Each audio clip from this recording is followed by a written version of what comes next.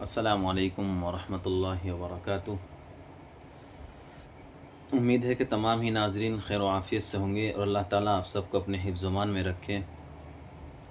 माक़बल में हमने ये बताया था कि क़ब्रस्तान के अंदर नापाकी डालना, पेशाब पाख़ाना करना, नाच गाने करना, ये क़ब्रस्तान के अंदर से जाते हुए या क़ब्रस्तान में कर सकते हैं या नहीं कर सकते हैं, वो सब हमने माक़बल में बता दिया था। उसके बाद हमने ये भी बताया था कि भाई क़ब्र के अंदर आहदनामा रखना कैसा है। जैसे कि आजकल लोगों की रस्म बन चुकी है और उसका एतक़ाद बना लिया है कि आहदनामा रखने की वजह से अल्लाह ताला मय्यत की बख्शिश कर देते हैं। और तीसरी बात ये भी बताई थी कि भाई जो आजकल जो उर्फ़ आम जो चल रहा है कि कोई किसी की क़ब्र पर जाता है, दरगाह पर जाते हैं, तो एक दूसरे को सलाम बोलने का कहते हैं कि भाई हमारा सलाम पहुँचाना। हालाँकि उसका जवाब भी हमने माक़बल में बता दिया था। अब यहाँ से आगे ये है कि उर्स करना, उर्स मनाना बुज़ुर्गों का कैसा है? तो कहा कि ये ना तो हज़रात सहाबाए इकराम से मिलती है बात और ना खुलाफ़ाए राशिदीन, किसी से ये बात नहीं मिलती है कि बुज़ुर्गों का उर्स मनाया जाए और इसको उर्स मनाने को लाज़िम पकड़ना ये बिदअत है। उर्स नहीं मना सकते हैं, याद रखना, क्योंकि सल्फ़ सालिहीन से साबित नहीं, ये बिदअत है, दीन में नई ईजादात है। और उसके बाद ये है कि क़ब्र पर जाकर, किसी की दरगाह पे जाकर अगर वसीला, अगर आप सीधा जाकर ये कहते हैं कि भई हमारा ये काम कर दीजिए, या उनसे डायरेक्ट नहीं कहते मगर उनका वसीला बनाते हैं, तो उसके बारे में क्या हुक्म है?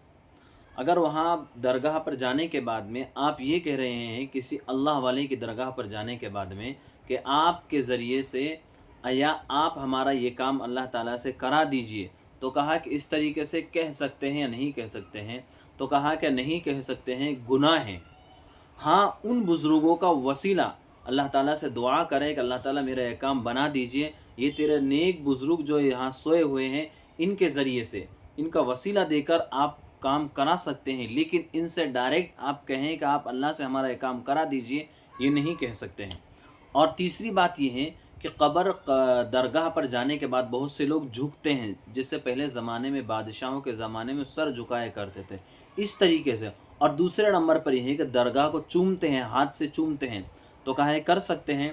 तो उसके जवाबन में अर्ज़ ये है कि अगर आपने उसको ताज़ीमन झुका है, ताज़ीम के तौर पर झुके, तो कहा कि हराम है, ये गुनाह है, नहीं झुक सकते हैं, सर नहीं झुका सकते हैं सिर्फ अल्लाह ताला के अलावा।